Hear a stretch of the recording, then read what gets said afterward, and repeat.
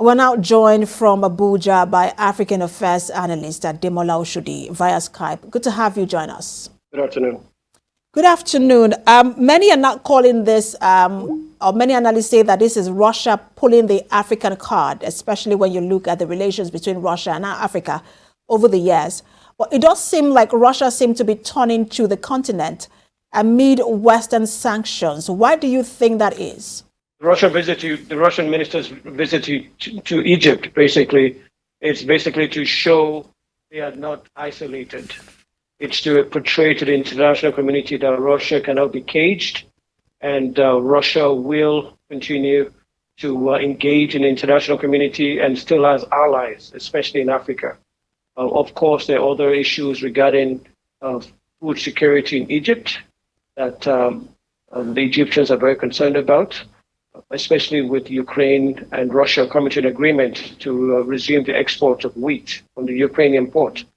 But beyond the economic issues, there's also more geopolitical issues whereby Russia doesn't want to be isolated and are traveling around the world to countries that would accept them to show that there's still an international power that still has allies around the world.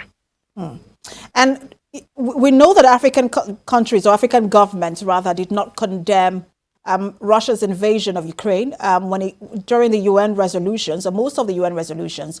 We saw that African countries abstained, and some, like Eritrea, even voted against the resolutions. Does this present a unique leverage for Africa during this tour? Not particularly. Africa is taking a very largely neutral position with the Ukraine crisis. A lot of African countries were former USSR allies, like Egypt, Ethiopia, even Angola. The Russians, the Africans are sensitive to that. So what Africa can basically get out of this to ensure that there's ease in supply of wheat and other commodities to Africa, and especially with the looming or the existing energy crisis. The cost of diesel, cost of PMS, petrol has gone up. This is really affecting the most vulnerable in the world, which, unfortunately are in Africa. So Africa needs Russia to ensure things are in place for their economy not to collapse. A lot of African countries are going through debt repayment, debt crisis. COVID has also made a challenge. So with the Russian crisis, it's just made Ukrainian crisis. It's just made things a little much more difficult for weak African economies. This is what Africa can get from the Russians, ensuring that the strain from the crisis, the Ukrainian crisis, is more alleviated for us here. And for you, those are the demands we should be putting on the table, because we also saw earlier during the invasion of Ukraine how Macky Sall, the president of Senegal, made that visit to Russia to make demands as well.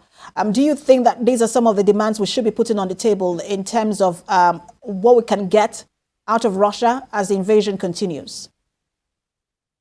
Absolutely. A lot of African countries voted against the Russian invasion. Some of them were neutral. But Africa is not a major player in the world. We are not a major, we don't make a major economic difference to Russia beyond just geopolitical strategy.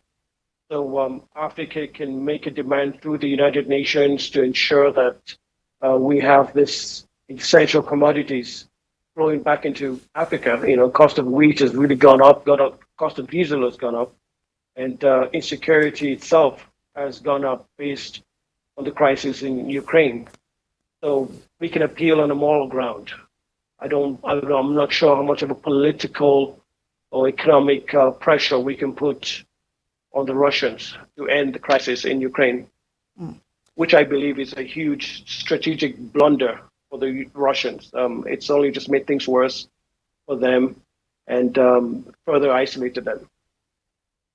So Africa taking a position that will in many ways provide relief for them, for the Africans, and at the same time ensuring that the Russia does not get away with its war invasion in the Ukraine. And many analysts are saying this is the beginning of multipolar integration within the continent. I wish we could talk about that, but I'm told my time is up. Thank you so much for talking to us. African Affairs Analyst Ademola Oshodi.